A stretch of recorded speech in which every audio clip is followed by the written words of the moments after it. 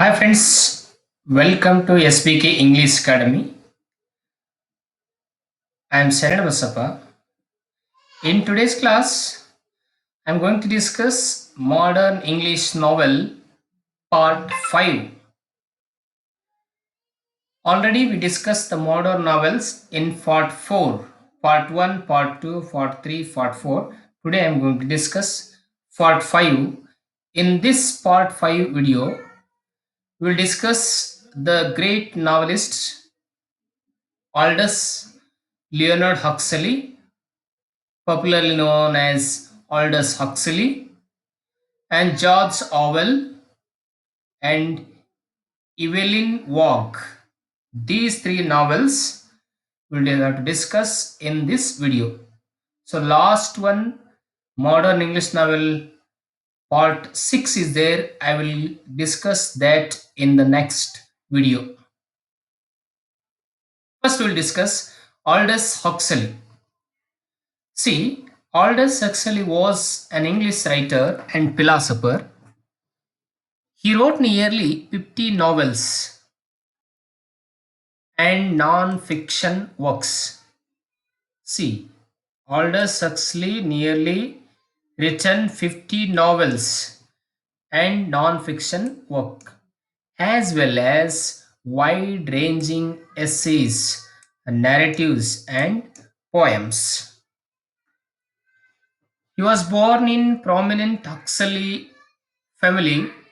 He graduated from Balliol College, Oxford, with an undergraduate degree in English literature. Early in his career, he published short stories, poetry, and edited the literary magazine Oxford Poetry. Before going on to publish travel writing, satire, and screenplays, he was nominated for the Nobel Prize in Literature for, see, 7 times. Remember, Aldous Huxley was nominated for 7 times for Nobel Prize in Literature, and he was elected Companion of Literature by the Royal Society of Literature in 1962. Huxley was a pacifist. He grew interested in philosophical mysticism and universalism. Perennial philosophy. The first work of Huxley's Perennial Philosophy, which was published in 1945, which illustrates commonalities between Western and Eastern mysticism. Next work, The Doors of Perception, published in 1954, which interprets his own psychedelic experience with masculine. So next, that is Brave New World. Brave New World is the great novel of Aldous Huxley. You need to read this Brave New World in detail. You know, it is Brave New World is a dystopian novel. Dystopian novel. So other dystopian novel in English literature, Jane Eyre by Charlotte Bronte, Muriel Sparks, The Prime of Miss Moody. So that is, and others are there. And Island, published in 1962, is a utopian novel. See, dystopia and utopia, these are opposite. Dystopia, in dystopian novel, the main character or the protagonist of the story gets lot of torture, anguishment, and sadness in his life. Totally, that character is not happy. In utopian novel, it is quite that protagonist is quite opposite what happens in the dystopian novel.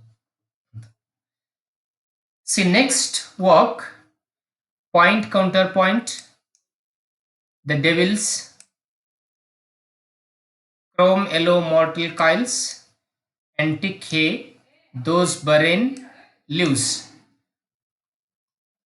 and two travel books are there. The Justin Pilate 1926, Behind the Mexique Bay 1934. So these are the important works of Aldous Huxley. Now to look at another great modern novelist. So that is George Orwell. See, George Orwell was born at Motihari, a town of Bengal in India. See, this novelist, George Orwell, was born in India, especially in Bengal. And also another one poet was another one great novelist of the Victorian age was born in Kolkata or West Bengal. That is Thackeray. Thackeray, William Makepeace Thackeray. His father was an officer in the Opium Department of Indian Customs and Excise. After his birth, his father retired on very small pension. Therefore, his family had to leave Bengal for England. There his family had to face poverty because it was very difficult for his father to support his family. He took his early education at Eton. At school, he was humiliated by the students and teachers because of his poverty. See, he described it in his essay, such were the joys. So such were the joys is an essay written by George Orwell, which described the humiliation which he got in college, sorry, in school by his other students and teacher because of his poverty. He presented the bitter days of his school days. Because of his poverty, he left his education and got a job in Indian Imperial Police and was sent to Burma and served there from 1920 to 1927. He embodied his experience in Burmese days. Orwell wrote a number of periodical and newspapers like Tribune, Observer. He retired his best earn. He tried his best earn his livelihood from the writing works. Now to look at works of George Orwell. Burmese Days is an important novel of George Orwell. Orwell, who served in Imperial, Imperial Police from 1922 to 27, embodied his experience in Burmese Days. The novel reveals autobiographical touch because it presents author's experience in Burma when he was in Indian Imperial Police from 1922 to 1927. A Clergyman's Daughter, second work of Orwell, which was published in 1935, it deals with the subject of criticism. See, A Clergyman's Daughter deals with the subject of criticism. See, Keep the Aspidistra Flying, another work of Orwell, published in 1936. It deals with the theme of money. The author could not keep his experiences of life away, even not in his book. See, next work, Coming Up for Air, published in 1939. So this novel deals with two themes. They are socialism and impacts of wars. See, the most important and very popular novel of George Orwell is Animal Farm, which was published in 1945 during the after the end of the Second World War. It is the greatest success of George Orwell. This book is the mockery allegory of political ups and downs of the time. It was a powerful weapon against the Russian Revolution. See, the animal form deals mainly with the Russian Revolution. Next one important work is that as important as the animal form. So that is 1984. So see, this 1984 novel is also a dystopia novel. Just I told you that is a novel written by Aldous Huxley, A Brave New World.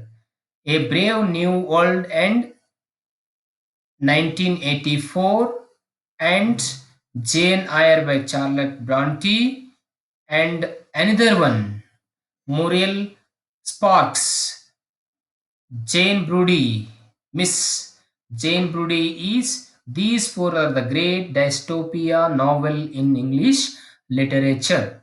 So in the last year question paper, this question is asked which of the following is not a dystopia novel. So another one minor novelist of the modern age is that is Evelyn Waugh. He was popular. He was a popular novelist of the 30s, left to fame with his war trilogy.